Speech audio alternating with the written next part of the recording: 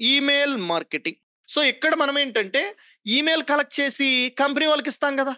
ఆ కంపెనీ వాళ్ళేంటంటే ఆ ఈమెయిల్‌ని ఉపయోగించుకొని వాళ్ళ కస్టమర్‌కి మెయిల్ పంపించాలి కదా! ఫార్వర్డ్‌లు కొట్టుకొని వందల మందికి కొట్టుకోవాలి అంటే జీమెయిల్ నుంచి 500 మందికి మాత్రమే మెయిల్స్ ఎళ్తాయి. చాలా పీపుల్‌కి తెలుసో తెలీదో. 500 మెయిల్స్ ఒక రోజుకి. పర్ డే వచ్చేసి 500 మందికి మాత్రమే ఎళ్తాయి.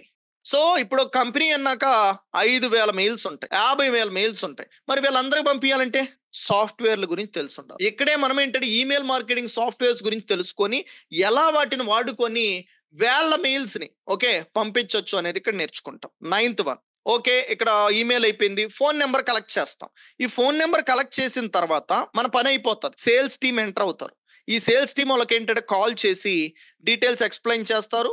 లిఫ్ట్ చేసిన వాళ్ళకి కావచ్చు, లిఫ్ట్ చేయకుండా ఉండే వాళ్ళకి కావచ్చు, బ్రౌచర్ ఏదైతే ఉంటదో, డీటెయిల్స్ ఏవైతే ఉంటాయో వీటన్నిటిని కూడా షేర్ చేసుకుంటా కూర్చుంటారు. సో, ఇక్కడ షేర్ చేసే ప్రొసీజర్‌లో వచ్చేసి చాలా పీపుల్ ఏంటంటే ఫార్వర్డ్‌లు చేస్తారు. ఎక్కడ?